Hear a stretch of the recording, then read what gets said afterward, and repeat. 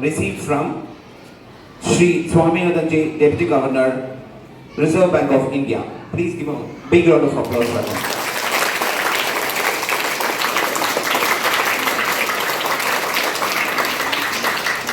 His valuable guidance on financial literacy, banking awareness, digital banking and financial inclusion will inspire and educate our students and staff.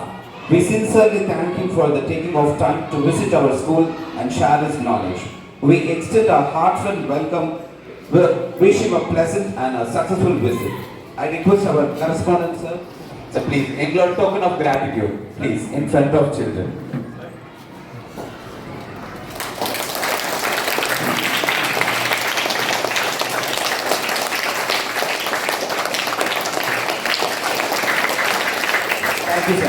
மாவட்டத்தில் 55 branch இருக்குது. இந்த 55 பிரான்ச்சுக்கும் ஒரு head office Tiruvannamalai இருக்குது. அங்கிருந்து தான் நான் வந்திருக்கேன்.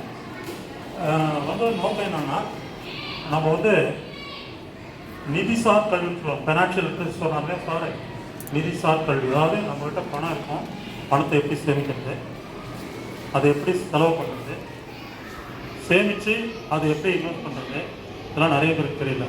அதோட நீங்கள் எல்லாம் பேங்க்கில் சின்ன பிள்ளைங்க இருக்கீங்க, எல்லாருக்கும் பேங்க்கில் அக்கௌண்ட் இருக்கா? எல்லாருக்கும் இருக்கா? சரி, பேங்க்கில் அக்கௌண்ட் எதுக்காக வச்சுருக்கோம், அதனால் என்ன நன்மை, அதெல்லாம் தான் இப்போ பேச போகிறோம். அதை பற்றி ஒரு விழிப்புணர்ச்சியாக தான் நான் வந்திருக்கேன். இதை வந்து நான் கேட்டுக்கிறது என்னென்னா, சின்ன பிள்ளைங்க சிலது வந்து உங்களுக்கு சம்மந்தம் இல்லாமல் இருக்கும். இருந்தாலும் இதை நல்லா புரிஞ்சுங்க. புரிஞ்சுக்க மட்டும் இல்லை, நீங்கள் வீட்டுக்கு போவீங்களே, மதியானம் சாயந்தரம் போவீங்களே, அப்போது உங்கள் பேரண்ட்ஸ் கிட்ட இது மாதிரி சொல்லணும். பேங்க்கில் இந்தியன் பேங்க்லேருந்து வந்தாங்க சார், வந்தாங்க, இந்த விஷயம்லாம் சொன்னாங்க அப்படின்றது ஒரு பேரண்ட்ஸ் கிட்ட சொல்லுவீங்களா? எதாக இருந்தாலும் சொன்னால் தான், பேரண்ட்ஸ் கிட்ட சொன்னால் தான் அவங்களுக்கும், நம்ம பேரண்ட்ஸ்லாம் கொஞ்சம் நிறைய பேர் படிக்காத இருப்பாங்க, படித்தவங்க இருப்பாங்க, அவங்களுக்கும் நம்ம இந்த விஷயத்தை ஷேர் பண்ணணும். சொல்லுங்களா? ஓகே. இப்போது எந்த பேங்க் எடுக்கணும், சரி, நிறைய பேங்க் இருக்குது. உங்களுக்கு இருக்கும், கவர்மெண்ட் பேங்க் இருக்குது, ப்ரைவேட் பேங்க் இருக்குது, அதை தவிர கிராமீண பேங்க் இருக்குது, இதெல்லாம் நிறைய பேங்க் இருக்குது. பிரித்து வச்சுருக்காங்க. அப்படி இருக்கும்போது இந்த பேங்க்கெல்லாம் அவங்கவுங்க இஷ்டத்துக்கு நடத்த முடியாது இல்லையா? அவங்க இஷ்டத்துக்கு வட்டி போடுறது, அவங்க இஷ்டத்துக்கு லோன் கொடுக்குறது, இது மாதிரிலாம் செய்ய முடியாது. அதனால தான் இந்த பேங்க்கு எல்லாம் ஒரு சூப்பர்வைசர் இருக்கார். அவங்க தான் Reserve bank of India, RBI கேள்விப்பட்டிருக்கீங்களா? Reserve bank of India. அவங்க தான் சீஃப், எல்லோரும் கண்ட்ரோல் பண்ணுறது. அவங்க கீழே இந்த கவர்மெண்ட் பேங்க் வரும், ப்ரைவேட் பேங்க் வரும், ரீஜனல் பேங்க் வரும், கோஆபரேட்டிவ் பேங்க் வரும். எல்லா பேங்க்குக்கும் அவங்க தான் சீஃப் மானிட்டரிங் அத்தாரிட்டி. சரிங்களா? இந்த மானிட்டரிங் அத்தாரிட்டி என்ன பண்ணுவாங்க, அவங்க வந்து நம்ம அக்கௌண்ட் வச்சுருக்கீங்களா, அது மாதிரி அக்கௌண்ட்லாம் அவங்கக்கிட்ட ஆரம்பிக்க முடியாது. அவங்க வந்து லோன்லாம் கொடுக்க மாட்டாங்க. அவங்க வந்து திட்டங்கள்லாம் அவங்கக்கிட்ட இல்லை. ஆனால் அவங்களோட ஒரே வேலை மற்ற பேங்க்கை வழிமுறைப்படுத்துறது. நீங்கள் என்னென்ன ஸ்கீமில் எவ்வளோ லோன் கொடுக்கலாம், எவ்வளோ வட்டி போடலாம், சேமிப்பு திட்டங்கள் என்னென்ன வச்சுக்கணும், அதுக்கு மேக்ஸிமம் எவ்வளோ வட்டி கொடுக்கணும், இதெல்லாம் தான் அவங்க கண்ட்ரோல் பண்ணுவாங்க. அடுத்து இன்னொரு பாயிண்ட் என்னென்னா, ரிசர்வ் பேங்கோட வேலை, நம்ம ரூபாய் யூஸ் பண்ணுறோம் இல்லையா, 50, 100 இதெல்லாம் யூஸ் பண்ணுறோம் இல்லையா, இதெல்லாம் பிரிண்ட் பண்ணுறது அவங்களோட வேலை. ரிசர்வ் பேங்கோட வேலை பேங்க்கெல்லாம் கண்ட்ரோல் பண்ணுறது மானிட்டரிங் அத்தாரிட்டி. அடுத்தது நம்ம கரன்சியை பிரிண்ட் பண்ணி கொடுத்து அவங்க பிரிண்ட் பண்ணுறதுக்கும் ஒரு அளவு இருக்குது. கண்டபடியாக பிரிண்ட் பண்ண முடியாது. எவ்வளோ பிரிண்ட் பண்ணணும், எவ்வளோ வந்து பழைய நோட்லாம் இருக்குல்ல, கிழிஞ்ச நோட்டு, அதெல்லாம் மறுபடியும் உள்ளார கொண்டு வந்தால் மறுபடியும் மக்களுக்கு புழக்கத்தில் போகாது. அதே சமயத்தில் கள்ள நோட்லாம் வராது. அதனால தான் அந்த நோட்டு வந்து கண்ட்ரோலிங் அத்தாரிட்டி அவங்க தான் இஷ்யூங் அத்தாரிட்டி. அடுத்தது மூணாவது விஷயம் வந்து ரிசர்வ் பேங்கோடைய வேலை என்னென்னா, கவர்மெண்ட்டுக்கு ஃபைனான்ஷியல் அட்வைஸராக இருப்பாங்க. கவர்மெண்ட்டுக்கு ஃபைனான்ஷியல் அட்வைஸர். கவர்மெண்ட்டுக்கு ஃபைனான்ஷியல் அட்வைஸர்னால் என்ன, ஒரு வருஷமும் உங்களெல்லாம் தெரிஞ்சிருக்கோம்னு நினைக்கிறேன், கவர்மெண்ட் வந்து பட்ஜெட் தயாரிப்பாங்க. ஒரு வருஷம் ஏதோ திட்டத்துக்கு என்னென்ன நிதி ஒதுக்கீடு இதெல்லாம் செய்வாங்க. அப்போது ரிசர்வ் பேங்க்கு கேட்பாங்க, இந்த வருஷத்தில் எதுக்கு நம்ம முன்னுரிமை கொடுப்போம் அப்படிங்கிறப்போ அவங்க வந்து அந்த கவர்மெண்ட்டுக்கு அட்வைஸராக இருக்குது. இந்த வருஷம் நிறைய மழை பெய்ஞ்சிருக்கு, விவசாயத்துக்கு முன்னுரிமை கொடுப்போம். இல்லை இந்த வருஷம் மழை பெய்யலை, அப்போ சிறுதொழில் குறுதொழிலுக்கு முன்னுரிமை கொடுப்போம். இப்படின்னு ஒவ்வொரு இதுக்கும் கவர்மெண்ட்டுக்கு அட்வைஸ் இருக்கும். அதை பேஸ் பண்ணி தான் அவங்க இன்டர்ன் வந்து எல்லா பேங்க்குக்கும் இன்ஸ்ட்ரக்ஷன் கொடுக்குறாங்க. இந்த வருஷம் நீங்கள் விவசாயத்துக்கு நிறைய கொடுங்க, இந்த வருஷம் இவ்வளோ கோடி சிறுதொழில் கொடுங்க அப்படின்ட்டு மற்ற பேங்க்கு செக்ஷன் போட்டு அப்புறம் மானிட்டரிங் அத்தாரிட்டி அவங்க சொல்கிறாங்க. அதே மாதிரி வட்டி விகிதத்தையும் எவ்வளோ வட்டி போடணும், எவ்வளோ குறைந்த வட்டி, எவ்வளோ மேக்ஸிமம் வட்டி, இதெல்லாம் வந்து அவங்க தான் இது மாதிரி இருக்குது ரிசர்வ் பேங்க்குடைய சட்டம். அவங்க தான் சொல்லியிருக்காங்க இது மாதிரி குழந்தைங்களுக்கெல்லாம் இது மாதிரி ஒரு ஃபைனான்ஷியல் லிட்ரஸி, பணத்தை பற்றிய ஒரு அவேர்னஸ், அவங்க நிதி மேலாண்மை சொல்லுவாங்க இல்லையா, அந்த பணத்தை பற்றி ஒரு விழிப்புணர்வு ஏற்படுத்தி என்னென்ன திட்டங்கள் இருக்குது, சேமிப்பு திட்டங்கள் என்னென்ன இருக்குது, இதெல்லாம் சொல்லிட்டு எப்படி சேமிக்கணும், சேமித்த பணத்தை எப்படி அதை பாதுகாக்கிறது, அப்படி மறுபடியும் அதை இன்வெஸ்ட் பண்ணுறது அப்படின்றத பற்றி குழந்தைங்கிட்ட சொல்லுங்கள். அவங்கக்கிட்ட சொன்னால் அவங்களுக்கும் எதிர்காலத்துக்கு உபயோகமாக இருக்கும். அதே சமயத்தில் அவங்களும் பேரண்ட்ஸ் கிட்ட சொன்னால் பேரண்ட்ஸுக்கும் உபயோகமாக இருக்கும். அவங்களும் அதை நடத்துவாங்கன்றது தான் இந்த மாதிரி ஒரு நோக்கம். சரிங்களா? இப்போ வந்து நம்ம வந்து இப்போது நீங்கள் ஒரு 8வது 10வது படிக்கணும்னு வச்சுங்களேன். நீங்கள் பேரண்ட்ஸ் வந்து என்ன நினைப்பாங்க, நம்ம பேரண்ட்ஸு நம்மளை நல்லா காலேஜில் சேர்க்கணும், நம்ம பசங்க நல்லா படித்து மேலே வரணும் அப்படின்னு நினைப்பாங்க.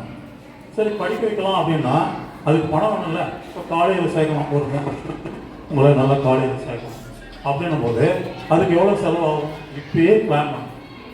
3 வருஷம் கழிச்சு நம்ம பசங்களை காலேஜில் சேர்க்கணும், நல்ல காலேஜில் சேர்க்கணும் அப்படின்னா எவ்வளோ செலவாகும்?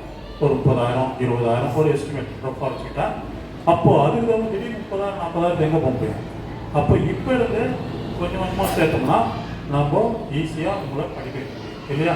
அப்போ சிறு சிறு சேமிக்கிறதுக்கு எல்லாராலையும் மொத்தமாக முடியாது. திடீர்னு 30,000 40,000 எல்லாராலையும் முடியாது, பெரும்பாலும் முடியாது.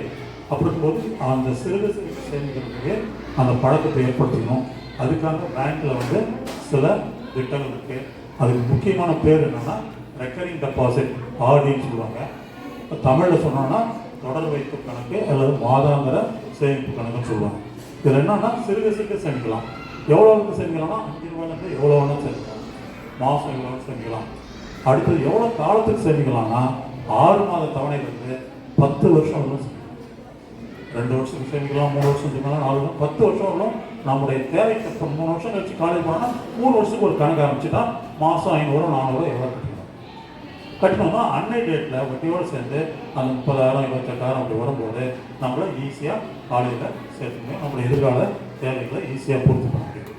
இது சேமிக்கலாம் என்ன ஆகும், நம்ம நினச்சதை சாதிக்க முடியாது இல்லையா? அப்போது சேமிக்கிறோன்றது முக்கியம். அதுலேயும் இந்த மாதிரி சாதாரண ஏரியாவில் இருக்கவங்களுக்கு சிறுக சிறுக சேமிக்கணுன்றது ரொம்ப முக்கியம். இதில் வந்து ஒரு விஷயம் என்னன்னா, இந்த ரெக்கரிங் டெபாசிட்லேயே ஒரு விஷயம் இருக்குது. எப்படின்னு கேட்டிங்கன்னா, ஒரு ரெகுலர் இன்கம் சேலரி கிளாஸ் பீப்புளை காமிச்சிங்க, அவங்க மாதம் 10,000 இல்லை ஒரு 20,000 வருஷம் கரெக்டாக வரும். அப்போ அவங்க நினச்ச மாதிரி 500 ரூபாய்னா 500 ரூபா சொல்லிக்கலாம், 1000 ரூபாய்னா 1000 ரூபா சொல்லிக்கலாம். ஆனால் நிறைய பேர் வந்து சிறு தொழில் செய்கிறவங்க, வியாபாரம் செய்கிறவங்க ஒரு ரெகுலர் இன்கம் இருக்காது. ஒரு தடவை 10,000 வரும், ஒரு தடவை 8,000 வரும், ஒரு 6,000. அது மாதிரி இருக்கவங்க அதே குறிப்பிட்ட டைமில் 5,000 500 1000 கரெக்டாக செய்யுங்க. அப்போ அவங்க என்ன பண்ணுறது அப்படின்னா, அவங்களுக்காக ஒரு திட்டம் இருக்குது. அது வேரியபிள் ஆடி, விஆர்டின்னு சொல்லுவாங்க.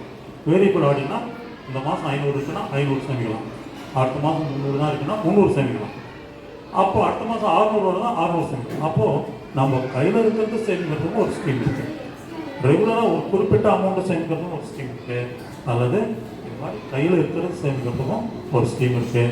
இது வந்து சிறுக சிறுக சேமிக்கிறவங்களுக்கு ரொம்ப யூஸ்ஃபுல்லாக இருக்கும்.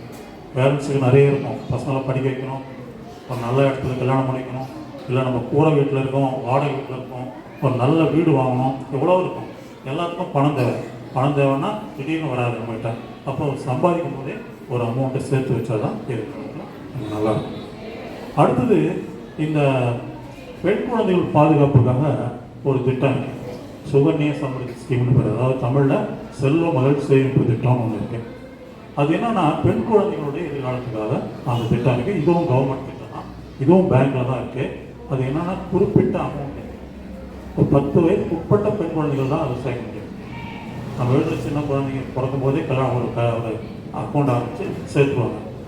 10 வயதுக்கு உட்பட்ட பெண் குழந்தைகளுக்கு இந்த ஸ்கீம் ஆரம்பித்தா அந்த பணத்தை போட்டுக்கிட்டே வரலாம். சரி, பணம் எப்போ கிடைக்கும்? நடுவில் எடுக்க முடியாது. நான் சொன்ன ஆர்டி விஆர்டின்னு சொன்னீங்களே, அது சப்போஸ் நமக்கு அவசரம் தேவைன்னா க்ளோஸ் பண்ணி கூட எடுத்துக்கலாம். ஆனால் இந்த சுகன்யா சம்ருத்தி செல்வ மகள் சேமிப்பு நம்ம போட்டோம்னா எடுக்க முடியாது, சேர்த்துன்னே வரணும். அப்போ எப்போ தான் சார் கொடுப்பாங்க அப்படின்னா உங்களுடைய 18வது வயசில், குழந்தைங்களுடைய 18வது வயசில் அன்றைக்கி இது மாதிரி ஸ்கூலில் சேர்க்கணும், காலேஜ் சேர்க்கணும், வேறு செலவு இருக்குன்னா அப்போது நம்ம சேமித்த அமௌண்ட்டில் பாதி பணத்தை எடுத்துக்கிறதுக்கு அலோவ் பண்ணுறாங்க. எப்படி கேட்டால் ஒரு 50,000 சேர்த்து இருக்குன்னா ஒரு 25,000 எடுத்துக்கலாம், மீதி 25,000 அப்படியே தொடர்ந்து கட்டிடும், கையில் எடுத்து செஞ்சுக்கலாம். அது இவ்வளோதான். அடுத்தது மொத்த பணம் எப்போ கொடுப்பாங்கன்னா குழந்தையுடைய 21வது வயசுக்கு தான் அசல் வட்டி ரெண்டு சேர்த்து கொடுப்பாங்க.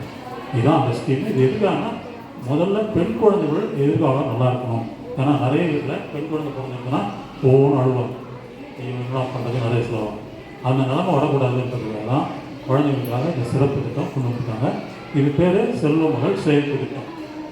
அது சொன்னவொடனே என்ன பண்ணாங்க, ஒரு இடத்துல பேசும்போது, சார் பெண் குழந்தைங்களுக்கு தான் அந்த ஸ்கீம் இருக்கா, ஆண் குழந்தைங்களுக்கு இல்லையா அப்படின்னு கேட்டாங்க. ஆண் குழந்தைங்களுக்கும் ஒரு ஸ்கீம் இருக்கு. அதுவும் வந்து செல்வ மகன் இல்லை தங்க மகன் சேமிப்பு திட்டம் பேர். இதுலேயும் 10 வயசுக்குள்ளே தான் சேர்க்கணும். இதே மாதிரி 18 வயசில் தான் இருக்கணும். 21 வயசுல தான் ஃபுல் அமௌண்ட் கொடுப்பாங்க. ஆனால் ஒரே ஒரு வித்தியாசம் என்னன்னா, பெண் குழந்தைகள் பேரில் போடும்போது வட்டி கூடுதலாக இருக்கும், ஆண் குழந்தைங்க பேரில் போடும்போது வட்டி ஒரு 1/2% குறைவாக இருக்கும். இப்போ உங்களுக்கு 8.5%னா உங்களுக்கு 8%. ஏன்னா பெண்களுக்கு கொஞ்சம் முன்னுரிமை கொடுக்கணும்னு இந்த திட்டத்தை கொண்டு வந்தாங்க. இந்த திட்டமும் இருக்கு. இதையும் நீங்கள் ஒரு பேரண்ட்ஸ் கிட்ட சொல்லணுன்றது கேட்டுக்கலாம். சரிங்களா? இப்போ நம்ம சொன்னது என்ன டவுட் இருந்தாலும் கேளு, நான் சொல்கிறேன். ஓகே. அடுத்தது இது சிறுக சிறுக சேமிக்கிறதுக்கு இந்த திட்டம். அடுத்து இன்னொரு திட்டம் இருக்குது, அது ஃபிக்ஸட் டெபாசிட் சொல்லுவாங்க. ஃபிக்ஸட் டெபாசிட், டேர்ம் டெபாசிட் அல்லது நீண்ட கால வைப்பு சொல்லுவாங்க. அது எதுன்னா, இப்போது ஒரு சின்ன உதாரணம் சொல்கிறேன். எனக்கு ஒரு ஃப்ரெண்ட் இருந்தார், அவர் விவசாயி, மக்காச்சோளம் போட்டிருந்தாரு, அறுவடைலாம் முடிஞ்சது, எல்லாம் போட்டு விற்றுட்டாரு, செலவுலாம் போக கையில் ஒரு 50,000 வந்தது. 50,000 வந்தோடனே நம்ம என்ன பண்ணுவோம், வீட்டு செலவு நிறைய இருக்கும், கையில் பணம் தான் சும்மா இருக்க மாட்டோம்ல, எதனா வாங்குவோம், டிவி வாங்குவோம், பைக் வாங்குவோம், இதில் எதுவும் வாங்குவோம். அது மாதிரி இருந்தால் இப்படி. அப்போ நம்ம வீட்டில் இருக்க பசங்களை படிப்புக்கு என்ன பண்ணுறது, அதனால் இவர் என்ன பண்ணார், அந்த பணத்தை எடுத்து வந்து பேங்க்கில் போட்டார்.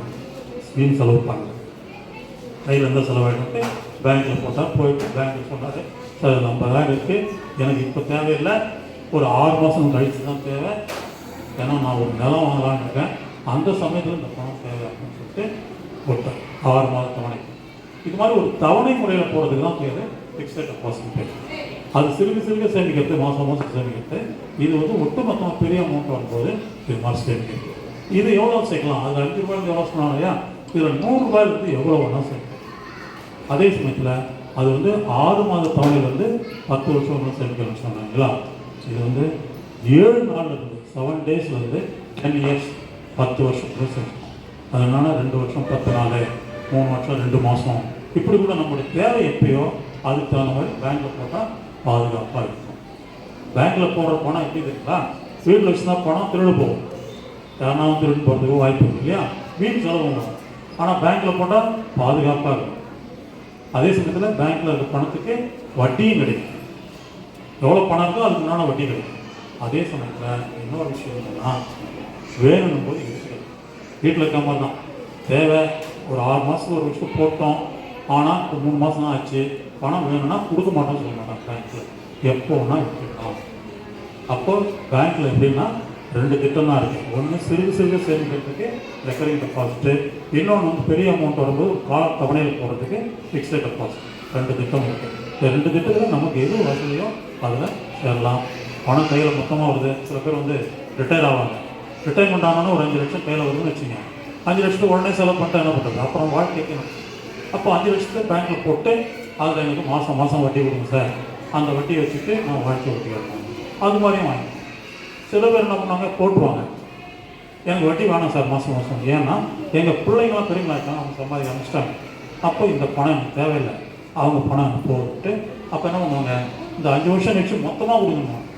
அப்போ என்ன பண்ணுவாங்க, இந்த வட்டி இருக்குல்லையா மாதம் மாதம் வட்டி, அது அசல்லே சேர்த்துட்டே வரும், கூட்டு வட்டி, காம்பவுண்ட் இன்ட்ரெஸ்ட். அப்போது என்ன ஆகும், வட்டி அதிகமாகும். வட்டிக்கு வட்டி வட்டி வட்டி போடும்போது கூடுதலாக வட்டி வரும். அப்போ இந்த 2 விதமான ஸ்கீம் இருக்குது. சிறுக சிறுக சேமிக்கிறதும் இருக்குது, பெரிய லெவலில் சேமிக்கிறது இருக்குது. இதுக்கெல்லாம் யார் அத்தாரிட்டின்னா சரிங்களா. ஓகே. அடுத்தது இன்னொரு விஷயம் என்னென்னா, இப்போ சேமிச்சிட்டோம் சொல்லுவாங்க பெரியவங்க, நீங்கள் ஒரு 1000 ரூபாய் ஒரு 100 ரூபாய் சேமிக்கிறவங்க தான் நீங்கள் கஷ்டப்படணும். கஷ்டப்பட்டுட்டு அதை சேர்த்துட்டீங்கன்னா அதுக்கப்புறம் அந்த 1000 100 அந்த பணத்தை சம்பாதிக்க ஆரம்பிச்சோம். என்ன அர்த்தம்னா, இப்போ பேங்க்கில் போட்டீங்க, ஒரு 1000 ரூபா போட்டீங்க, 1000 ரூபாய் வட்டி வருதுல்ல, அப்போனா அந்த 1000 ரூபாயே சம்பாதிக்க ஆரம்பிச்சிருக்கு. அதுதான் அர்த்தம் இல்லையா? அப்போ பணம் வந்து கொஞ்சம் சேமிக்கிறவோட தான் கஷ்டம். அதுக்கப்புறம் அதை இன்வெஸ்ட் பண்ணணும். அது எங்கே இன்வெஸ்ட் பண்ணுறது?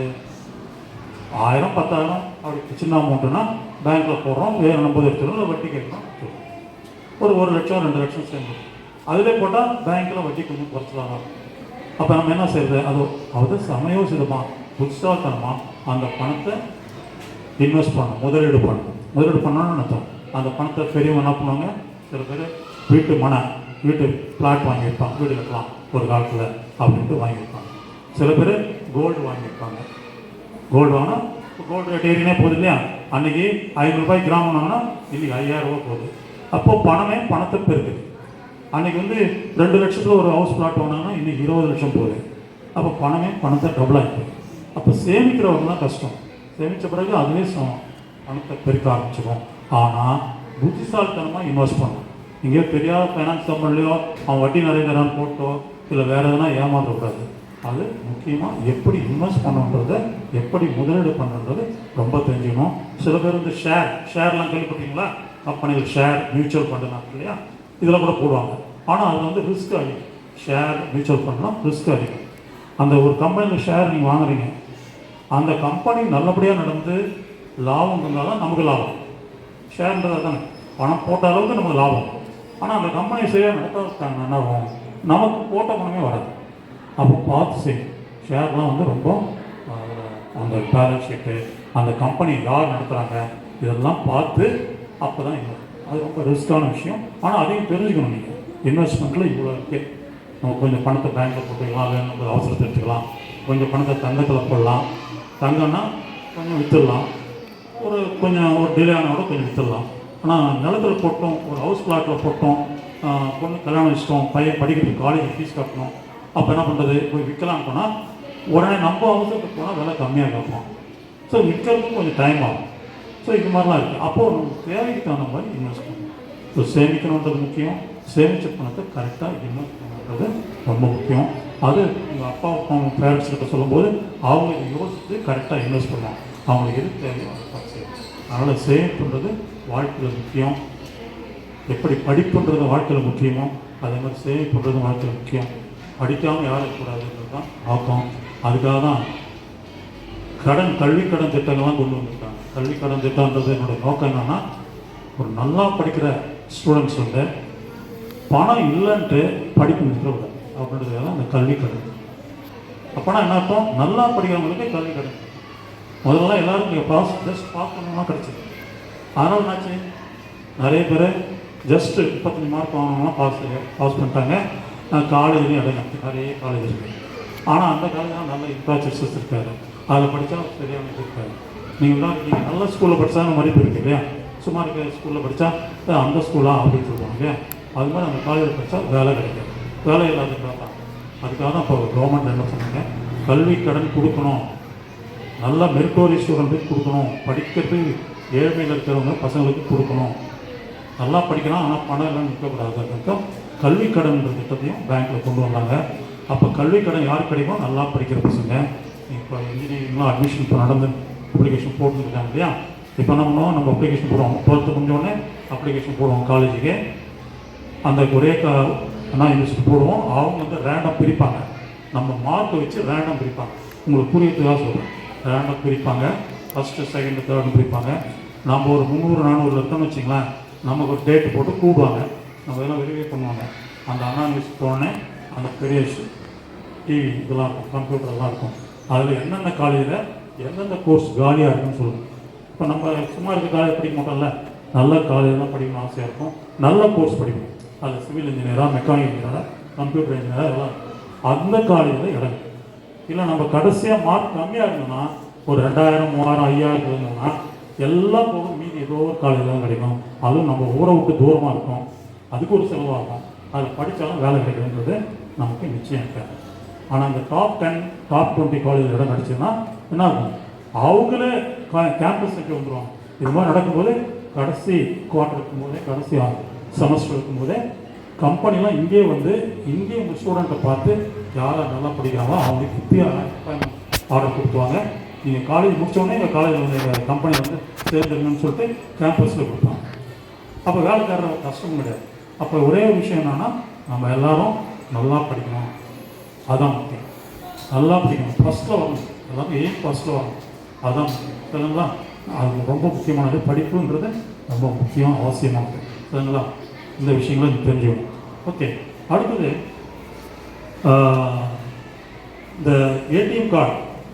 ஏடிஎம் கார்டு நீங்கள் வச்சுருக்கீங்களா? வீட்டில் பேரண்ட்ஸ் வச்சுருக்காங்களா? ஏடிஎம் கார்டு யாராவது வச்சுருக்கீங்க? வச்சுருக்கீங்களா? வச்சுருக்கீங்களா? இங்கே வச்சுருக்கீங்களா? வீட்டில் இருக்கா? சரி. அந்த ஏடிஎம் கார்டை பற்றி ஒன்று சொல்லிடுறேன்.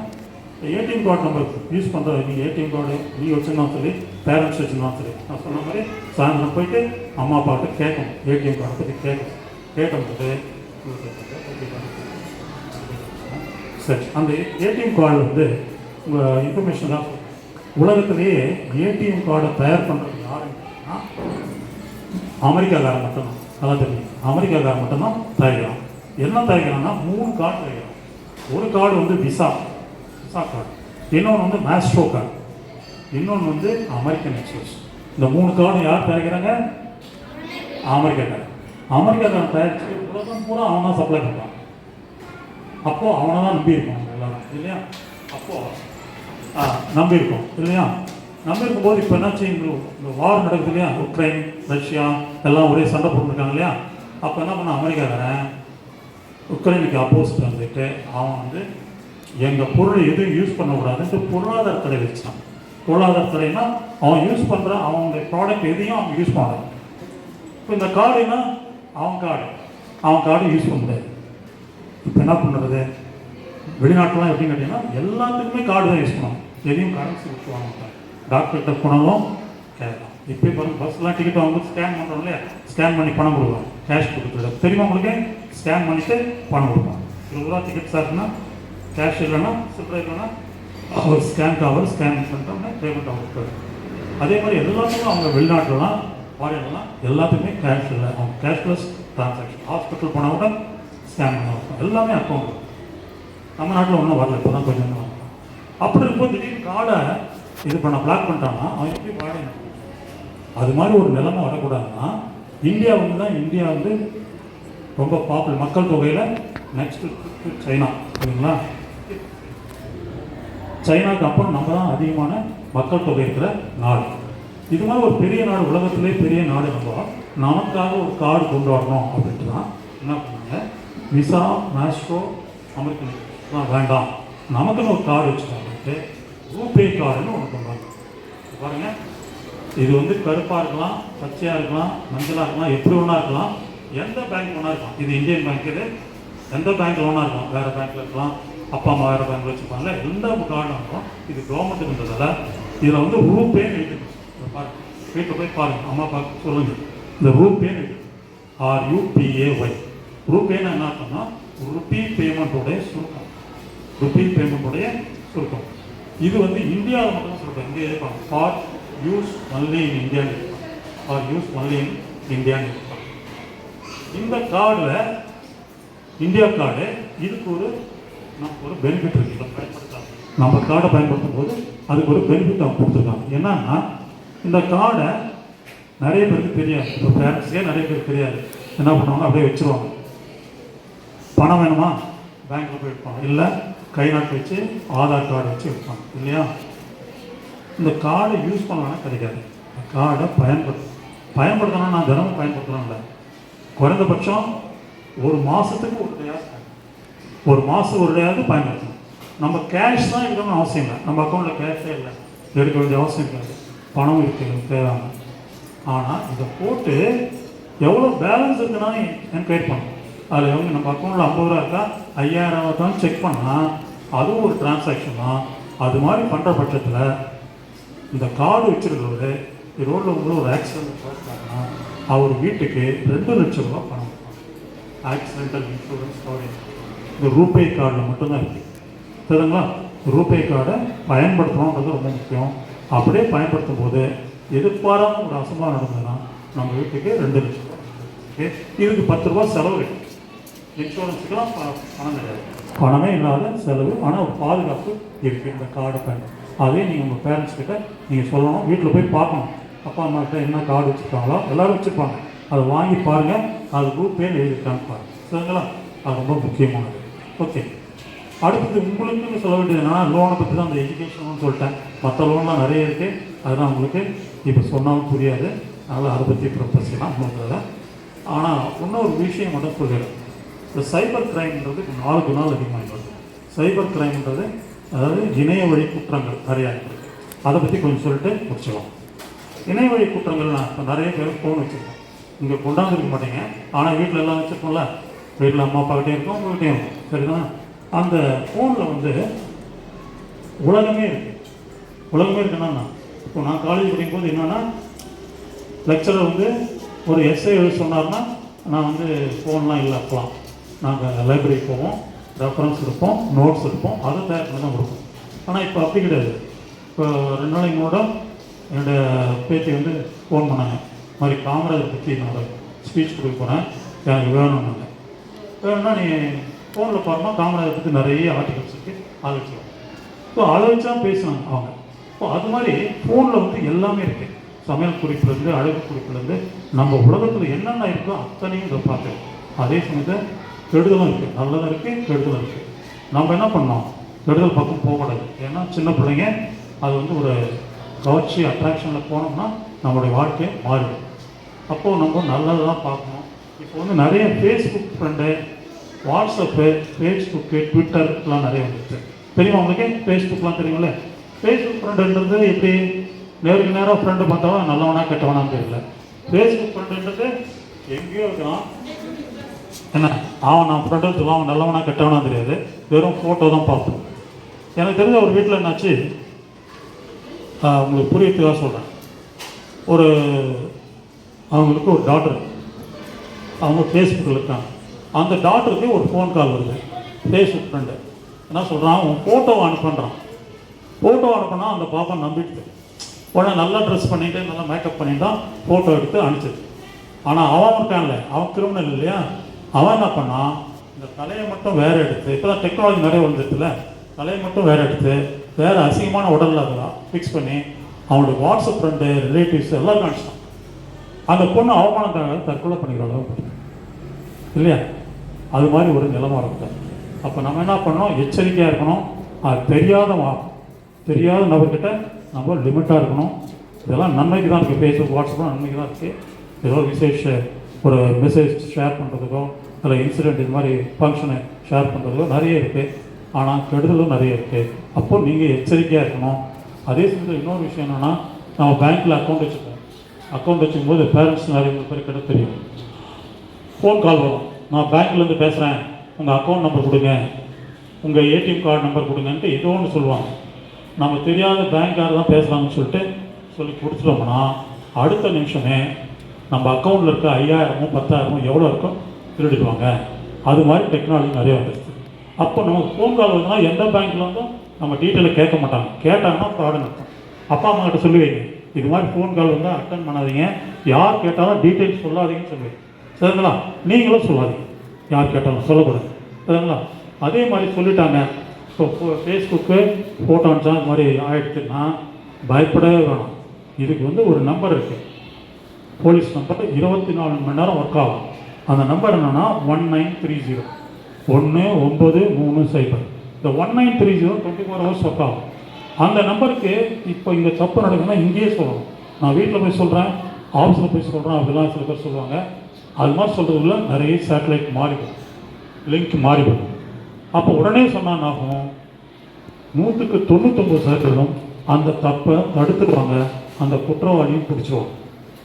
இப்போ நம்ம செய்ய வேண்டியது என்னன்னா, நீங்கள் நல்லா ஆரம்பிச்சிங்க, 1930 வித்தியாசத்தில் எடுத்தாங்க கொடுக்கல, மறந்துட்டோம், அவங்க கொடுத்துருவோம்.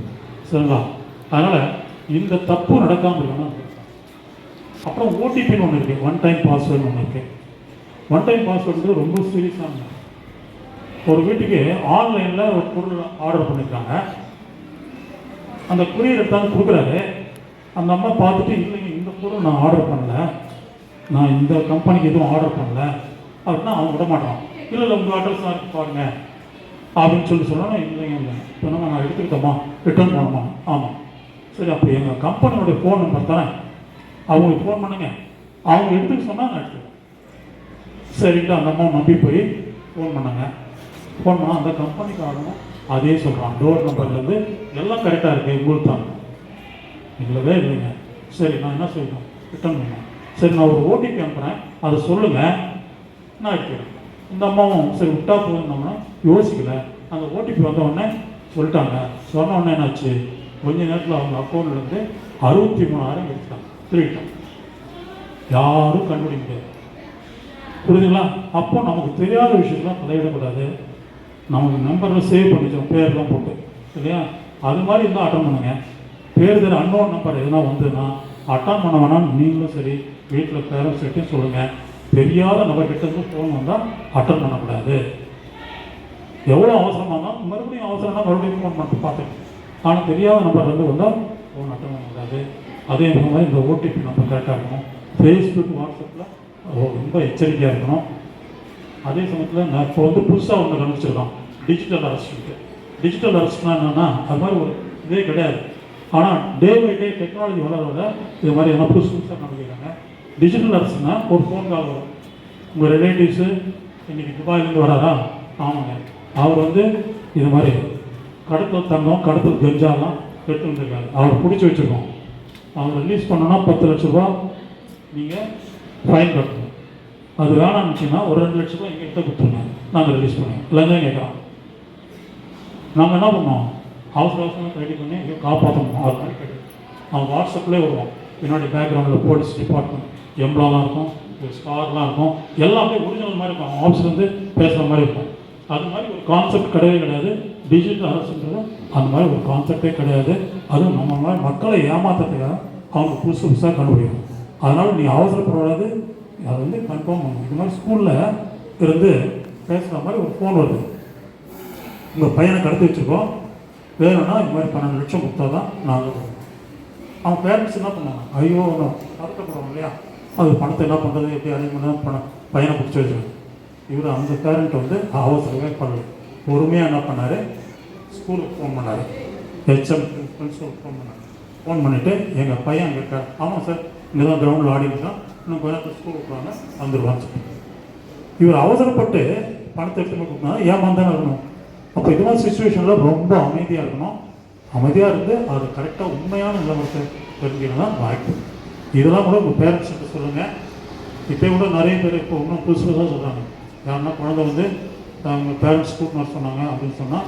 டக்குன்னு போய்விடாது அதுக்காக பேரண்ட்ஸ்லாம் என்ன சொல்கிறாங்க பாஸ்வேர்டுன்னு ஒன்று சொல்லி வச்சுருக்காங்க அந்த பாப்பா கேட்கும் பாஸ்வேர்ட் தான் சொன்னாங்க பாஸ்வேர்டா ஒன்றும் தெரியலன்னா அப்போ ஏமாத்துறாங்க ஸோ இது மாதிரிலாம் நம்மளும் நம்மளை காப்பாற்றிக்கணும்னா சில விஷயங்கள் நம்மளே புதுசு புதுசாக நம்மளும் மற்றவங்களும் தப்பிக்கணும்னா இதெல்லாம் செய்யணும் அப்போது இந்த சைபர் கிரைம் நாளுக்கு நாள் புதுசு புதுசாக வந்துட்டுருக்கு என்ன மாதிரி ஆளுங்களுக்கே ஒரு 6 நாள் ட்ரைனிங் கொடுத்தாங்க போலீஸ் டிபார்ட்மெண்ட்டில் கலெக்டர் ஆஃபீஸில் சைபர் கிரைம் ஆஃபீஸ் இருக்குது ஆள் இருக்குது அங்கே 6 நாள் ட்ரைனிங் கொடுத்தாங்க நிறைய சொன்னாங்க அதெல்லாம் நமக்கு சொன்னால் நமக்கு டக்குன்னு புரியாது அதெல்லாம் முக்கியமானது மட்டும் சொல்லியிருக்கேன் நமக்கு சம்மந்தம் இல்லாத ஃபோன் எடுக்கணும்னு சொல்லுங்கள் நீங்களும் எடுக்காதீங்க அது பேரெல்லாம் வந்தால் சேவ் பண்ணுங்கள் நம்ம ஆள் தெரியும் தெரியாத ஒரு நம்பர்னால் எடுக்காதீங்க அப்படி அவசரம்னா அவனே மறுபடியும் ஃபோன் பண்ணுவோம் எச்சரிக்கையாக இருக்கணும் தான் நம்ம இது அதனால் குழந்தைங்க நீங்கள் எல்லாம் புரிஞ்சுக்கணும்னு நினச்சிக்கேன் இந்த விஷயத்தை நான் கேட்குற மாதிரி உங்கள் பேரண்ட்ஸ் கிட்ட சொல்லுங்கள் கண்டிப்பாக இதை பயன்படுத்திக்கணும் சேமிப்பு திட்டங்களை பற்றி பேசணும் ஆர்டிஎஃப்டி பற்றி பேசணும் இல்லையா அப்புறம் செல்வங்கள் சேமிப்பு திட்டம் தங்கமலம் சேமிப்பு திட்டம் பேசணும் அடுத்தது இந்த சைபர் கிரைமை பற்றி பேசணும் எஜுகேஷன் பற்றி பேசணும் இல்லையா இப்போ நம்ம பேசுகிறது எதனா உங்களுக்கு புரியல இல்லை எனக்கு வேறு எதனா விஷயம் எனக்கு தெரியணும் அப்படின்னு கேட்டிங்கன்னா சொல்லலாம் கேட்குறேன் சொல்லுங்கள் உங்களுக்கு எதனா ஒன்றும் புரியல நான் சொன்னதில் புரியல இல்லை இதை பற்றி நான் தெரிஞ்சுக்கணும்னு சொன்னீங்கன்னா சொல்லுங்கள் கேட்டால் தான் இதெல்லாம் ஒரு சந்தர்ப்பம் கேளுங்க சின்ன வயசுலேயே கேட்கணும் கேள்வி கேட்டால் தான் பதில் தரணும்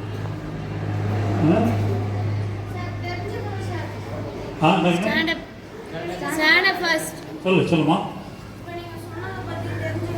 தெரிஞ்சுக்கங்க தெரியாத அதனால் புரியாத விஷயம் எதனா சில பேருக்கு இருக்கும் இல்லையா அதான் யாரா புரியாமல் இருந்தாலும் சரி இல்லை புதுசாக பேங்க்கில் இதெல்லாம் எப்படி தான் நடக்குதுன்னு தெரிஞ்சால் கேட்டாலும் சரி பேங்க்கை பற்றி தெரிஞ்சுக்கணும் நீங்கள் பேங்க்கில் நிறைய இருக்குது உட்கார் பேங்க்கில் வந்து பணம் போகிறது எடுக்கிறதுக்கு மட்டும் இல்லை, அந்த பணத்தை கடனாக கொடுத்து நிறைய தொழில் தெரிஞ்சாலும் அதை நடத்துறதுக்கு பணம் இல்லை, முதலீடு இல்லைன்னா அதுக்காக தான் பேங்க் கடன் கொடுக்குறாங்க. எல்லாத்துக்கும் கொடுக்குறாங்க. பயிர் கடன் கொடுக்குறாங்க, சுயதொழிலுக்கு கொடுக்குறாங்க, கல்வி கடன் கொடுக்குறாங்க, வீடு கட்டுறதுக்கு கொடுக்குறாங்க, அப்புறம் கிணறு வெட்டுறதுக்கு, நிலம் வாங்குறதுக்கு, நிலம் மேம்படுத்துறதுக்கு எல்லாத்துக்குமே இருக்குது. கடை வைக்கிறது, மெக்கானிக் ஷேப்பில் இருந்து எல்லாத்துக்குமே இருக்குது. சரிங்களா? அதனால் எல்லாத்துக்குமே இருக்குது. அதையும் சொல்லுங்கள், அப்பா அம்மாட்ட இந்த மாதிரி திட்டங்கள்லாம் இருக்குது, அதையும் நம்ம பயன்படுத்திக்கலாம்னு சொல்லுங்கள். சுயதொழில் செய்கிறவங்களுக்கு நிறைய திட்டங்கள் இருக்குது. அவங்களுக்கு மூலதனத்தை கொடுத்து இல்லாமல் மானியம் கொடுக்கறதுக்கு திட்டங்கள்லாம் இருக்குது. மானியம்னா சப்சிடி சொல்லுவாங்க, அதுக்கும் சில திட்டங்கள்லாம் இருக்குது. அதையும் நம்ம பயன்படுத்திக்கணும். அது பேரண்ட்ஸ் கிட்ட சொல்லுங்கள். நீங்கள் இந்த வார்த்தையை சொன்னால் இப்போ அவங்க புரிஞ்சுவாங்க. உங்களுக்கு இது ரொம்ப புரியணும்னு அவசியம் இல்லை, இருந்தாலும் இந்த வார்த்தை சொன்னாவே அவங்க புரிஞ்சுவாங்க. அது ரொம்ப முக்கியமானது. சரிங்களா? அது சைபர் கிரைம் வந்து ஃப்ராடெல்லாம் நிறைய நடக்குது. அதனால் ஃபோன் யூஸ் பண்ணும்போது ஜாகிரதையாக யூஸ் பண்ணுங்கள். நீங்களும் யூஸ் பண்ணுங்கள். மற்ற பேரண்ட்ஸ்கிட்டையும் கரெக்டாக சொல்லுங்கள். பேரண்ட்ஸு ஒரு ஃபோன் கால் வந்து அட்டன் பண்ணாதீங்கம்மா, நம்மளை யாரும் கேட்க மாட்டாங்கன்னு சொல்லுவாங்க. சில இடத்துல வந்து இந்த மாதிரி கிராமத்தில் நேரடியாக வீட்டுக்கு வந்துட்டாங்க, ஏமாத்திரம் வீட்டுக்கு வந்துட்டான். அந்த அம்மா மட்டும்தான் இருந்தார், அவங்க வீட்டுக்காரர் இல்லை. கேட்டேன், இந்த மாதிரி இந்த பேங்க்லேருந்து வரமா, உங்கள் வீட்டுக்காரங்கன்னா உங்கள் வீட்டுக்காரோட அக்கௌண்ட் நம்பர் வந்து இல்லை சார், அவர் கழனி காட்டுக்கு போயிருக்காரு அப்படின்னு சொல்லிட்டு அவருக்கு ஃபோன் பண்ணி பேசுகிறாங்க. இது மாதிரி வந்திருக்காங்க பேங்க்லன்னு. அவரும் நம்பிட்டு என்ன பண்ணார், சேர்லாம் போடுமா, காஃபி டீ கொடு அப்படின்னு சொல்லிட்டு அந்த நம்பர் வந்து அந்த செவத்தில் எழுதி வச்சுருக்கேன், அதை சொல்லிட்டார். அதனால் தெரியாத சொல்லிட்டாங்க, அவ்வளோதான். அடுத்த நிமிஷம் அவர் அக்கௌண்ட்டில் இருக்க எல்லா பணமும் வாட்ஸ்அப்பில். நிறைய பேர் ஏமாந்துருக்காங்க. இதில் படித்தவங்க படிக்காதவங்க இல்லை, நிறைய பேர் ஏமாறுறாங்க. அதனால் எச்சரிக்கையாக இருக்கும். அது மாதிரி ஸ்கூலில் ஒரு நாள் பேசியிருந்தேன், போலூர் பக்கத்தில் வருதுங்களா. அப்போ எச்சமே சொன்னாங்க, சார் ஒரு வாரத்துக்கு முன்னாடி தான் எங்கள் பிள்ளைக்கு கூட ஏமாத்தார் சார். இது மாதிரி ஃபோன் பண்ணி கேட்டாங்க, எல்லாம் யோசிக்காக சொல்லிட்டாரு. அந்த மாதிரி இதில் எல்லாருமே ஏமாறுறாங்க. அதனால் ஜாக்கிரதையாக இருக்கணும். வருங்காலம் இன்னும் ரிஸ்க்காக இருக்கும். அதனால் நம்ம அந்த அறிவை வளர்த்துக்கணும், புது அறிவு வளர்த்துக்கணும், படிக்கணும். அதெல்லாம் உங்களோட வாழ்க்கையில் ஒரு குறிக்கோளை வச்சு நீங்கள் முன்னுக்கு வரணும். எவ்வளோ ரொம்ப நேரம் பொறுமையாக இருந்த அத்தனை பேருக்கும் நன்றி. இந்த விழா ஏற்பாடு செய்யும் டீச்சர்ஸ் அத்தனை பேரும் நன்றி, கரஸ்பாண்டன்ஸ் சார் நன்றி, இந்த ஒரு வாய்ப்புக்கே நன்றி. எல்லோரும் ஆரோக்கியமாக சந்தோஷமாக இருக்கும். தேங்க்யூ. சார் வந்து Sampath sir, senior manager for Indian bank work பண்ணிட்டு இருந்தார், ரிட்டையர் ஆகிட்டார் சார். வந்து இது மாதிரி வந்து ஃபினான்ஷியல் இன்க்ளூஷன்னா நிதி சாரா கல்வி. நிதி சாரா கல்வினா நம்ம ஸ்கூலில் என்ன சொல்லிக் கொடுப்பாங்கன்னா பாடத்திட்டங்கள் பற்றி தான் சொல்லிக் கொடுப்போம். நம்ம இதுமாரி வந்து பேங்க் பற்றி ஆர்பிஐ வந்து யாருன்னு சொல்லியிருந்தோம்மா நான் இங்கே பாருங்கள், சொல்லுங்கள் சார். ஆர்பிஐ வந்து யாருங்க? Reserve bank of India. என்ன பண்ணுறாங்க reserve bank of India? Sir சொன்னார், இல்லை டவுட்டு கேளுங்க. ரிசர்வ் பேங்க் ஆஃப் இந்தியா எல்லா வங்கிகள் இருக்குது தெரியுங்களா? Indian bank, state bank, Canara bank இருக்குல்ல, எல்லா வங்கியும் வந்து கண்ட்ரோல் பண்ணுறது ரிசர்வ் பேங்க் ஆஃப் இந்தியா. தன்னிச்சையாக வந்து எந்த வங்கியும் இயக்க முடியாது. ரிசர்வ் பேங்க் ஆஃப் இந்தியா என்ன பண்ணுவாங்க? இல்லை நோட்டீஸ் தான் பார்க்குறாங்க. சரி, சைபர் செக்யூரிட்டிக்கு வந்து ஃபோன் நம்பர் ஒன்று சொல்லியிருந்தார் சார். என்ன நம்பர் சொல்லியிருந்தார்? அதை மட்டும் கரெக்டாக லிசன் பண்ணிட்டீங்க. சரிங்க சார். சார் வந்து ஒரு ஏடிஎம் கார்டு சொல்லியிருந்தாரு. ஓகேங்களா? வெளிநாட்டில் அமெரிக்காவிலேருந்து என்னென்ன கார்டு வந்து கொடுக்குறாங்க? வீசா, அப்புறம் ரெண்டு சொன்னீங்க, இன்னொரு கார்டு பேர் மாஸ்டர் கார்டு. ஓகேங்களா? மாஸ்டோ கார்டு. 3 கார்டு தான் வந்து கொடுக்குறாங்க. இது என்னன்னா அவங்கள சார்ந்து இருக்கிற மாதிரி இருக்கு. யாரை சார்ந்து இருக்கிற மாதிரி இருக்கு? வெளிநாடு சார்ந்து இருக்கிற மாதிரி இருக்கு. நம்ம தனிச்சையா இருக்கணுமா? இல்ல, நம்ம யாரும் சார்ந்து இருக்க கூடாது இல்ல. அதனால தான் இந்திய அரசாங்கம் என்ன பண்ணாங்க, ரூபே கார்டு ஒன்று லான்ச் பண்ணாங்க. இப்போ எல்லா வங்கியிலும் வந்து ரூபே கார்டு தான் கொடுத்துட்டு இருக்காங்க. இப்போ அந்த டெக்னாலஜி வச்சு தான் நம்ம காசு எடுக்கலாம், போடலாம். இப்போ அதுக்கு வந்து என்ன எவ்வளோ அமௌண்ட் கொடுக்கலாம்? நாங்கள் ஆக்சிடென்ட் டெத்துக்கு வந்து எவ்வளோ அமௌண்ட் கொடுக்குறோம்? 2 lakhs. ஓகேங்களா? இது வந்து எவ்வளோ நாளில் பேங்க்ல சொல்லணும்னா 30 நாளில் பேங்க்ல சொல்லிடணும். சரிங்களா? விபத்து ஏற்பட்டுச்சுன்னா வங்கியில் எவ்வளோ நாளுக்குள்ளே போய் சொல்லணும்னு நினைக்கிறீங்க? 30 நாளுக்குள்ளே போயிட்டு இந்த நபர் வந்து ஆக்சிடென்ட்ல இறந்துட்டாரு அப்படின்னு. இங்கே தேவிகாபுரத்தில் ஒரு காலனியில் இது மாதிரி தான் ஆக்சிடென்ட்ல இறந்துட்டாரு. அவருக்கு 2 லட்ச ரூபா வந்தது நம்ம தேவிகார வங்கி மூலியமா. அது வந்து 30 நாளுக்குள்ள என்ன பண்ணணும்? நம்ம பேங்க்ல போயிட்டு இந்த கார்டு வச்சுட்டு இருக்கீங்க, ஓகே, இறந்துட்டா அந்த நபர் வந்து போய் சொல்லணுமா இல்லையா? பேங்க்ல போய் சொல்றதுக்கு 30 days டைம். நம்ம டெத் சர்டிஃபிகேட்லாம் வாங்க லேட் ஆகிடும் இல்லை. ஆனால் தான் 30 நாள் டைமு. 30 நாளுக்கு அப்புறமும் டைம் எடுத்துக்கலாம். ஆனால் நம்ம என்ன பண்ணுவோம்? பேங்க்ல போயிட்டு தகவல் கொடுத்துடணும். சரிங்களா? இது ரூபே கார்டு வச்சுருக்கவங்க ஆக்சிடென்டல் டெத்துக்கு இது ஒன்று இருக்குங்க. இதெல்லாம் வந்து நார்மலாகவும் ஆக்சிடென்டல் டெத் இருக்குது. அதனால் ஏஜ் உங்களுக்கு இல்லை. கரெக்டுங்களா? அது வந்து 20 ரூபா வருஷத்துக்கு சொல்லுவாங்க. அது சார் நீங்கள் ஏஜ் கம்மியாக இருக்கிறதால என்ன சொல்லணும் உங்ககிட்ட, அதை பற்றி சொல்லலை. சரிங்களா? அது வந்து பெரிய இருக்கும்போது சொல்லணும். இப்போ நமக்காக தானே எங்கேருந்து வந்திருந்தார் அவர் சாரு சொன்னாங்க. இப்போ அவர் டைம் வந்து எவ்வளோ ப்ரீஷியஸ் டைம். கரெக்டுங்களா? யாருக்காக? நமக்காக வந்து இருந்து ஆஃப் டே ஸ்பெண்ட் ஆகிடும். இப்போ ஆர்பிஐயில் சாருக்கு வந்து இதுதான் ஒரு சேவை தொண்டாக என்ன பண்ணுறாரு தெரியுங்களா உங்களுக்கு? ஆர்பிஐயில் போய் ட்ரைனிங் எடுத்துட்டு அந்தந்த ஏரியாவில் போயிட்டு நம்மள மாரி இல்லாமல் இந்த வேலை செய்கிறாங்க தெரியுங்களா? எல்லாருக்கிட்டையும் போயிட்டு இந்த நிதி சாரா கல்வி சேமிப்பு பற்றிலாம் வந்து ட்ரெயின் பண்ணுறதால தான் 2024 வந்து ஆர்பிஐ கவர்னர் மூலியமாக என்ன பண்ணாங்க, விருதுகள் கொடுத்தாங்க. சார் சொல்லியிருந்தார், கவனிக்கல நீங்கள். கரெக்டுங்களா?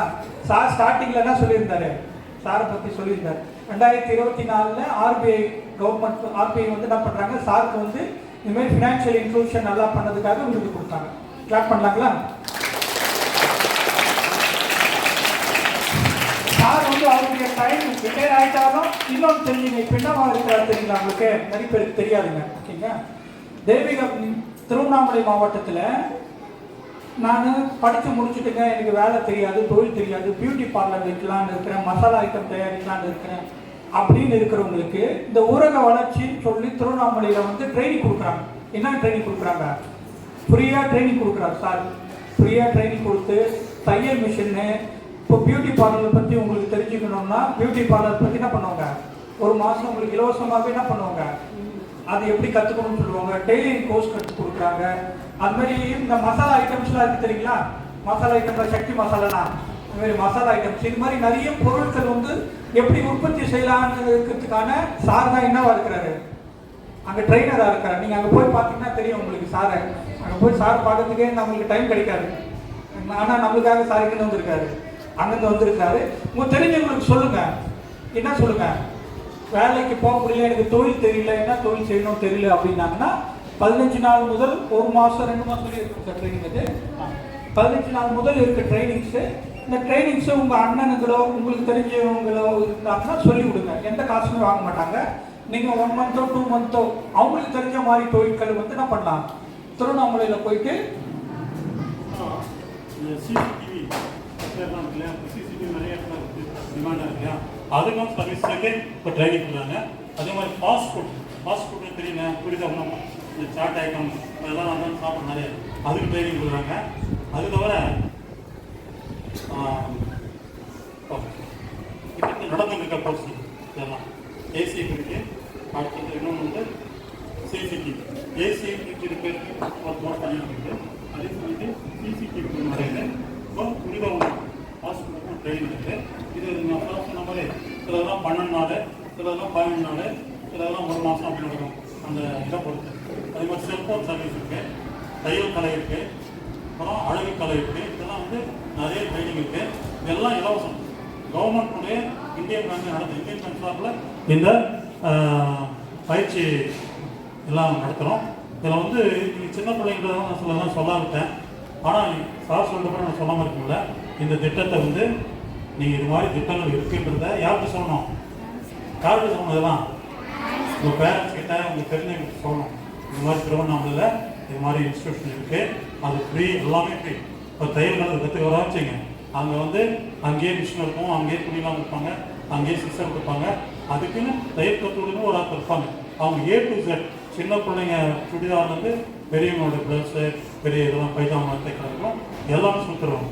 அது அப்புறம் வந்து பயிற்சியின் முடிவில் ஒரு சர்டிஃபிகேட் கொடுப்பாங்க. அந்த சர்டிஃபிகேட் என்னன்னா கவர்மெண்ட் கொடுக்குற சர்டிஃபிகேட். ப்ரைவேட் கொடுத்தா அதுக்கு ஒரு மதிப்பு இருக்காது. ஆனால் கவர்மெண்ட்டே கொடுக்கும்போது ஒரு மதிப்பு இருக்கும். தொழிலும் கற்றுக்கலாம் ஃப்ரீயாக. அங்கே வந்து சாப்பாடு ஃப்ரீ. அப்புறம் வந்து ஒரு 11 o'clock ஸ்நாக்ஸ், பிஸ்கட், காஃபி கொடுப்பாங்க. லஞ்ச் உண்டு ஃப்ரீ. அதுக்கு எடுத்தது ஈவினிங் 3-4 o'clock மறுபடியும் ஸ்நாக்ஸ் டீ உண்டு. இவ்வளோவும் கொடுத்து தொழில் துணி எல்லாமே பொருளும் கொடுத்து கற்றுக்கணும். வாழ்க்கையில் எல்லாரும் ஒரு கைத்தொழில் கற்றுக்கிட்டா வாழ்க்கையில் அவங்க பொருளாதாரத்தில் எப்பயும் கஷ்டப்பட மாட்டாங்க. அந்த நோக்கத்தில் தான் திட்டங்கள் இருக்குது. இதை தயவுசெய்து புரிஞ்சுங்க. இதை நீங்கள் பசங்க வீட்டில் பேரண்ட்ஸ் கிட்ட சொல்லுங்கள், பெரியவங்க தான் சொல்லுங்கள். அதுக்கப்புறம் மேலே டீட்டெயில் வேணும்னா சார்கிட்ட சொன்னாலும் சரி, சார் தெரியும் இல்லையா, சார்கிட்ட சொன்னால் அவருக்கு டீட்டெயில் சொல்லுவார். அது எப்படி சேர்றது, ஒரு அப்ளிகேஷன் கொடுக்கணும். சில திட்டங்கள் வந்து இது மாதிரி இடத்துல நடக்கும். இது மாதிரி ஏரியா திருவண்ணாமலை நடத்தணும் அவசியம் இல்லை. நீங்கள் இப்போ துரித கூட்டுன்னு வச்சுக்கோங்க, அது எல்லாம் இங்கேயே நடக்கும். அதுக்கு உண்டான எவ்வளோ காம்பினேஷன், அதுக்கு தனியாக ட்ரெயின் இருப்பார், பாஸ்போர்ட். இப்போ டெய்லரிங்னா மிஷின்லாம் இன்னும் கொண்டு வர முடியாது, அதனால தான் அதெல்லாம் அங்கே இருக்கும். அதே மாதிரி கடை மாடு வளர்க்குறதுக்கு வந்து அவங்க வந்து இயற்கை சாதம் தயாரிக்கிறதுக்கு வந்து சணல் பை தயாரிக்கிறதுக்கு வந்து டாய்ஸுக்குள்ள நீங்கள் விளையாட டாய்ஸ் டெடிபேர் டாக் இதெல்லாம் விற்கிறாங்களா ரோட்டில், அதெல்லாம் தயாரிக்கிறது எல்லாத்துக்குமே ட்ரெயின். இந்த ட்ரெயினில் இதெல்லாம் இருக்குன்றத சொல்லுங்கள். அப்படி சேர்ந்தவங்க போய் யாருன்னா பேரண்ட்ஸோ இல்லை உங்கள் அக்கா அண்ணன் சொந்தக்காரங்க இருந்தாலும் சேர்றாங்கன்னா சார் சொல்லுங்கள். ஒரு அந்த அப்ளிகேஷன் கொடுப்பாரு, அதை வச்சு நம்ம அந்த டேட்டில் வந்து சிலது இது மாதிரி ஏரியா நடக்கும், சிலது வந்து அங்கே திருவண்ணாமலை நடக்கும். கற்றுக்கிறது நல்லது, அதெல்லாம் சார். சார் வந்து இது நீங்கள் கம்மியாக தான் சொல்லியிருக்கிறார், 5 to 10% தான். சார்கிட்ட வந்து நிறைய நாலேஜ் இருக்குது, உங்களுக்கு ஏற்ற மாதிரி பேசியிருக்கிறார். கரெக்டுங்களா? சின்ன விஷயங்கள் வந்து ஒன்று ரெண்டு சொல்லி, யாரெல்லாம் வீட்டில் உண்டியல் வச்சுட்டு இருக்கீங்க? எல்லாமே வச்சுட்டு இருக்கீங்களா? சேவிங்ஸ் பண்ணுறீங்களா? ஓகேங்களா? என்ன பண்ணுறீங்க? எவ்வளோ நாள் பார்த்து சேவிங்ஸ் பண்ணிவிட்டு அது எதனா யூஸ் பண்ணுறீங்களா? என்ன பண்ணுறீங்க அந்த பணத்தை? எதுக்காக யூஸ் பண்ணிக்கிறீங்க? செயின் வாங்கியிருக்கீங்களா? சூப்பர். நீங்கள் சேவிங்ஸ் பண்ணிட்டா என்ன பண்ணணும்னா, அதை வந்து இப்போ ஃபார் எக்ஸாம்பிளுக்கு சொல்கிறேன், 2 டைப் ஆஃப் பசங்க இருக்கிறாங்க. ஓகேங்களா? பேசுமான் சார், 2 பசங்க இருக்கிறாங்க. ஒரு பையன்கிட்ட 500 ரூபாய் கொடுத்தேன், இன்னொரு பையன்கிட்ட 500 ரூபாய் கொடுத்தேன். ஓகேங்களா? ஃபார் எக்ஸாம்பிள் வந்து உன் பேர் நம்ம யுகேஷ் கிட்ட 500 ரூபாய் கொடுத்தேன். இந்த ரோல் யாரும் சொல்லுங்களேன், அஸ்வின் வைபவ் இருக்கிறேன். அஸ்வின் வைபவ் கிட்ட ஒரு 500 ரூபாய் கொடுத்தேன். 2 பேர்கிட்ட 500 ரூபாய் கொடுக்குறேன். ஓகேங்களா? இவன் யுகேஷ் என்ன பண்ணுறான், 500 ரூபாய் கையில் பாக்கெட்டில் படித்து பாக்கெட்டில் வச்சுட்டு இருக்கான். அவன் என்ன பண்ணான் தெரியுங்களா? அவனுக்கு 500 ரூபாய் கையில் வச்சுருந்தா பணம் திருட்டு போயிடலாம், பணம் சேஃபாக இல்லாமல் அவன் என்ன பண்ணுறான்னா ஒரு 500 ரூபாய் எடுத்து பேங்க்கில் போட்டுட்டான். சரிங்களா? ஒரு 6 மாதம் பத்து, ஒரு வருஷம் பத்து நான் என்ன பண்ணுறேன், மீண்டும் வரேன். யுகேஷ் 500 ரூபாய் எங்கப்பான்னு கேட்குறேன். அவன் என்ன பண்ணுறான், சார் நான் ரொம்ப பத்திரமா 500 ரூபா வச்சுருக்கேன், 500 ரூபாய் கொண்டு வந்து காமிக்கிறேன், என்கிட்ட 500 ரூபாய் எடுத்துட்டான்றேன். நான் என்ன பண்ணுறேன், அவர் அஸ்வின் வைபவ் 500 ரூபாய் எடுத்து வந்து காமிக்கிட்டான்றேன். அவன் என்ன சொல்கிறான், சார் நான் பேங்க்கில் 500 ரூபாய் எடுத்து போட்டிருந்தேன், இப்போ அந்த 500 ரூபா வந்து 530 ரூபாய் ஆயிடுச்சு. தாங்க சார் 500 ரூபாய் நீங்கள் கொடுத்த 500 ரூபாய், ஆனால் நீங்கள் கொடுத்ததால நான் பேங்க்கில் போட்டிருந்தேன்ல, அதுக்காக எனக்கு ஒரு 30 ரூபாய் வந்து சேமிப்பாளனா இருந்திருக்கு, இன்ட்ரெஸ்ட் வந்திருக்கு. இப்போ 500 ரூபாய் இவர்கிட்ட கொடுத்தது கரெக்டுன்றீங்களா, அவர்கிட்ட கொடுத்தது கரெக்டுன்றீங்களா? இப்போ 500 ரூபாய் வந்து எப்படி இப்போ கையிலே வச்சுட்டு இருந்தா அது என்ன ஆகலாம், அது பேங்க்லேயே தான் வச்சுட்டு இருக்கோம். பேங்க்ல வச்சுருந்தா என்ன இருக்கும், அது சேஃபாக இருக்கும். அந்த பேங்க்குக்கான இன்ட்ரெஸ்ட்டும் பேங்க்ல என்ன பண்ணுவாங்க, உங்கள் அக்கௌண்ட்லேயே போடுவோம். சரிங்களா? இப்போ நீங்கள் சேர்த்து வச்சுருந்தா ஒரு அமௌண்ட் இருந்தால் என்ன பண்ணுங்க, போயிட்டு பேங்க்கில் டெபாசிட் பண்ணுங்க. பேங்க்னா கனரா பேங்க் இருக்குது, யூனியன் பேங்க் இருக்குது, நம்ம அருகாமையில் நிறைய வங்கிகள் இருக்குல்ல. சின்ன வயசுலேருந்தே இந்த சேமிப்பு பழக்கத்தை உருவாக்கணும். நம்ம சேவிங்ஸ் இருந்தால் தான் பண்ண முடியும், ஃப்யூச்சரில் நம்ம பிளானிங் தெரியும். கரெக்டுங்களா? இதுக்கப்புறம் என்ன பண்ணுங்க, வங்கி கணக்கு இல்லைன்னா வங்கி கணக்கு ஓப்பன் பண்ணிவிட்டு என்ன பண்ணுங்க, தாத்தா பாட்டிலாம் பைசா கொடுக்குறாங்களா, வந்து போனால் சொந்தக்காரங்க கொடுக்குறாங்களா, என்ன பண்ணலாம் நம்ம அந்த பைசாவை ஃபஸ்ட்டு வீட்டில் வச்சுருங்க. அதுக்கப்புறம் என்ன பண்ணுங்க, கொண்டு போயிட்டு பேங்க்கில் போட்டுக்கலாம். சரிங்களா? பேங்க்கில் போட்டுட்டா சேஃபாக தான் இருக்கும். வங்கியிலேருந்து யாரும் என்ன பண்ண முடியாதுங்க, எடுக்க முடியாது. வங்கி சேஃபாக தான் இருக்கும். சரி, சாருக்கு வந்து ஒன்ஸ் மோர் ஒரு தேங்க்ஸ் சொல்லி நாங்களாமா அப்ளை பண்ணிக்கலாங்களா?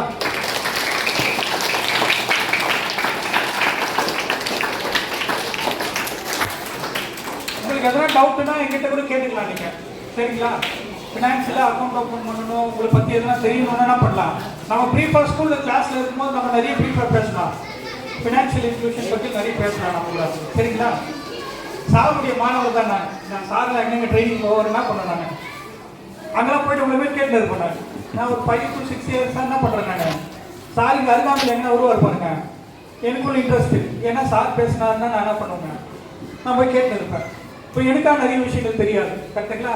இப்போ சார் கிட்டேருந்து கற்றுக்கும் போது சார் என்ன பண்ணுவாங்க, எங்கன்னா ஒரு இடம் ட்ரைனிங் வருவாருங்க, எங்கன்னா ட்ரைனிங் கொடுப்பாரு. அங்கே நான் என்ன பண்ணுவேன், போயிட்டு கூட நீங்கள் இருக்கிற மாதிரி கூட இருப்பேன். அப்போ சாருக்கிட்ட எவ்வளோ விஷயங்கள் இருக்கும் பார்த்துங்க. சார்கிட்ட இருந்தால் கற்றுக்கிட்டேன் நிறைய விஷயங்கள். அப்போ சார்கிட்ட இருந்து கற்றுக்கிட்டாலும் 5 to 6 இயர்ஸாக வந்து எனக்கு தெரிஞ்ச அளவுக்கு 2020 என்ன பண்ணுறேன், நான் சார் இந்த பக்கம் வரும்போது நான் கூட போயிடுவேன். இன்னைக்கு சாராக கேட்டுருந்தேன் நான், சார் நீங்கள் இந்த பக்கம் வர மாதிரியா எங்கள் பள்ளி மாணவர்களுக்கு வந்து கொஞ்ச நேரம் ஒரு 1/2 hour இல்லை 1 hour டைம் ஸ்பெண்ட் பண்ணுங்க சார்னா. சரிங்க சார் நான் வரேன் சார், இந்த பக்கம் வரும்போது உங்களுக்காக வந்து கொடுக்குறேன் சார், இன்னைக்கு வந்து டைம் கொடுத்தாரு. சரிங்களா? சரி, உங்களுக்கு எதாவது டவுட் தானே பண்ணுங்க, என்கிட்ட கேளுங்க. நானும் உங்களுக்கு ப்ரீஃபாக என்னென்ன விஷயங்கள் உங்களுக்கு தெரியாத விஷயங்கள் நான் எடுத்து சொல்கிறேன். சரி, தேங்க்யூ.